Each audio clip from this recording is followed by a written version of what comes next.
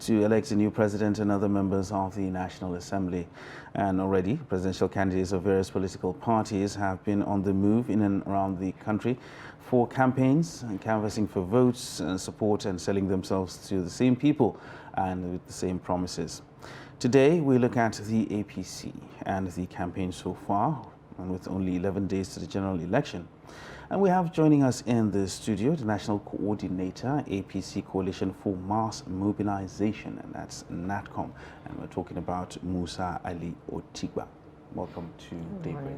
Thank you. Good morning.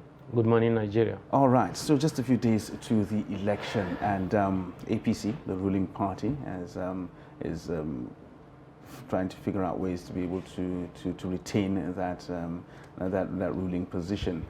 How far so far? Yes, so far so good. We are sure of victory. Okay.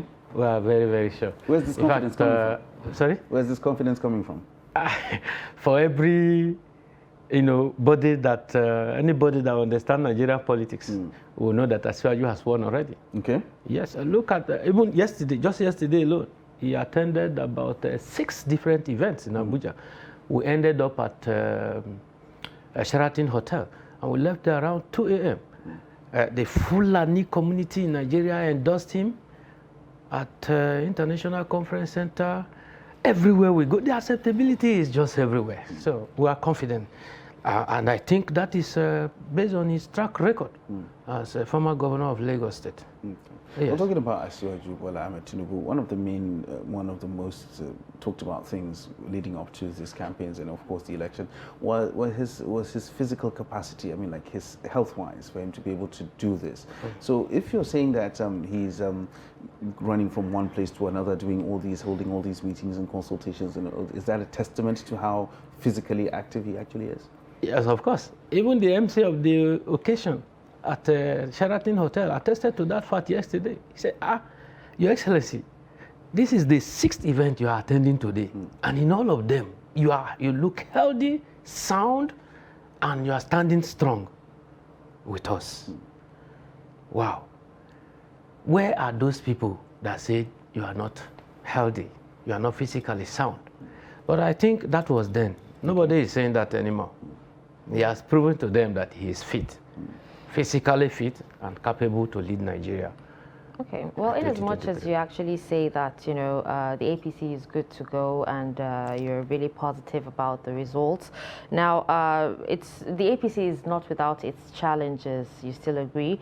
Because in Maiduguri, the reports of Zulum's loyalists dumping the APC to other parties like the PDP and the Labour Party. And, it's, according to reports, they're up to 5,000 decampees. Don't you think that would actually affect, the party, come the elections? Well, 5,000 decampees, I'm not aware of that. But I do know that in Borno, you talk about Borno State, we are going to have 95% of the votes there. So that is not going to affect us in any way. The masses of Borno State, their love for Kashim Shettima is nobody can, tamper with it. That is where we are sure. If there is one state that we are confident of winning 95% of the vote, is Borno State. All right. Well, recently, some things have actually come to light when it comes to the ruling APC. I mean, like a governor from your party actually came out and said a lot of things about some elements within the party itself, within the presidency, working against the presidential candidate of the party. Now, how detrimental will that be to your chances? I mean, but you're still sounding confident despite all these. Yeah, thank you. I don't work in the villa. Okay. But common sense tell us, as the followers and loyal members of the party, common sense tell us that you can't bring that up, some of the policies we are seeing today at the, this difficult moment of our time, of our life in Nigeria, the time of election. Not just an election, but a general election. And then you are bringing some policies that will make life more difficult to the citizenry. even if you don't come out to tell us that there are anti-party activities somewhere, but we should know. So, but thank God, some of our leaders came out to speak the truth. This is geared towards telling the masses that, please don't vote for this party. So but thank God Nigerians so are you understand. right now admitting that there's infighting within the APC? Because it's the same APC government that's bringing actually these policies, and it's the same people within the APC that are saying that these policies are anti-APC. So are you saying now, are you confirming that there's actually infighting within the APC? Our leaders have said it. So if they have said it, it means it is true. Because they are there. Like I said, we are not there. We don't work in villa.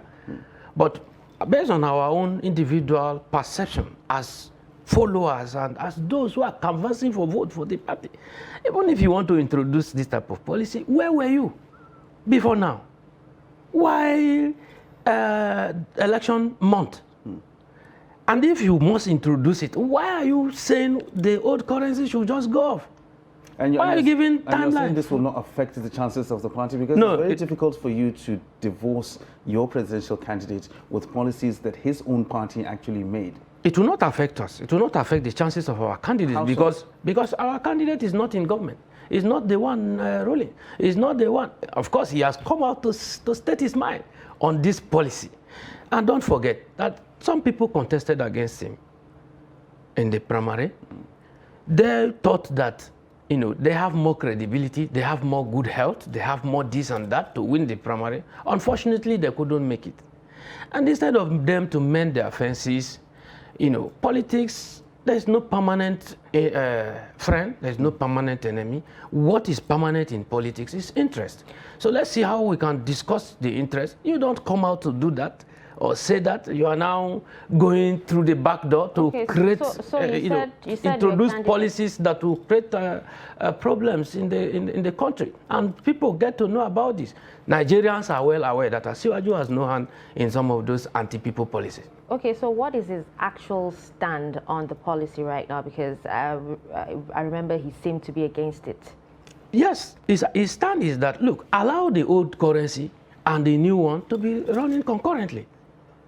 There's no basis for saying this currency must fizzle out within so and so period. What do you want to achieve? This has been done in different parts of the world, but nobody, give this kind of timeline or time frame. Within 6 months, you want the old currency that has been in existence for how many years to just go off? What about those in the villages who, before they even get to know about this policy, take them about 2-3 weeks after you have announced it? Did you take such people into consideration? What about those who don't have banks? What about the man who entered taxi? The woman who entered taxi from Gwagwalada or from Karu to Federal Secretariat? She doesn't have cash, and the driver says he's not taking transfer. What are you telling them? They should not move? And why during the election? All right, well, let's stick with the election and, of course, your chances and your confidence level going into this election. You seem to be bullish ahead of this election. I mean, that was the first statement that you made, that you are actually going to win it hands down, and there's no room for any compromise. But we've seen the emergence of some political parties making inroads on the political landscape in Nigeria now. Apart from the PDP, which we know is the major opposition, we have the emergence of the Labour Party and, of course, the NMPP coming in as well. With the kind of inroads these parties are making and the kind of noise their presidential candidates are generating within the polity, does it not shake your confidence a little bit? And of course, going with the background of this particular policy that we just talked about, which is very difficult to divorce that policy of the APC from your APC presidential candidate, do you still feel confident going into this election? First of all, let me tell you one thing about love for party. It is so strong. I don't know how to describe it, but it's even at times, I would say love for party is stronger than any other love. So those who already love our party and our candidates, nothing shakes that love. So that love remains. Whether you bring a policy that do whatever you want to do on the street to scare people away, those who have made up their mind to vote for our party have made up their mind. You can't take that from them.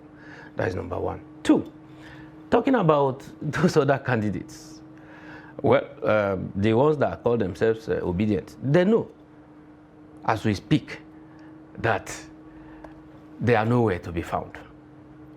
Many of them that we used to talk together before, we used to see them even on social media. They have been on what we call internet followers. But today, I think they have gone off. We're not seeing them even on that internet again. No, I'm not talking about physical, voting points. They are not there. But the rally actually says, something totally different from what you're saying, because people came out in mass. That's you talked about the obedience, that's Labour Party, people. One thing about the rally that you must know is when people go for rally, there are those who are paid. It cut across all parties. Okay. You give them 2,000, 1,000, 3,000, they come to make the number. So they go for you. If I'm coming, they come for me. So that cuts across all political parties, it cuts across all political parties, including the APC. Including the APC. Okay. So we are not judging, we are not having our confidence from rallies, but from polling units, because we are on ground. Let me give you an example. I've just been appointed as the Director of Mobilization and Campaign at the amalgamated APC support groups, where we have over 2,000 support groups. And when you talk about one support group could have 5,000 members. So from the template we have just checked, the support groups alone can give our candidates not less than 7 million votes. Support groups alone. And that is what we mean by structure. What these other parties don't have. All right, so let's... Their own support is only on the internet. They attack you, they do this. So let's quickly talk about, the Senate President, Ahmed Lawan, who never participated, in the APC primary because he withdrew voluntarily to participate in presidential primary. Now, the Supreme Court has actually declared him APC Yobe not senatorial candidate. What actually happened? What actually happened? How did that come about? Well, I don't have that details, and I wasn't a party to the case in the court, so I don't have that details. So I just read it, just like every other Nigerian. I read it in the news, but for Supreme Court to give that judgment, it means Ahmed Lawal, distinguished Senator Ahmed Lawal, met all the requirements by law to be the candidate of the party. For that election. Well, I wish we had more time to actually explore that, but unfortunately time is not on our side. We hope to get you again, hopefully before the election, so that we can have a deeper conversation concerning this. And that is, thank you very much for coming on the program this morning.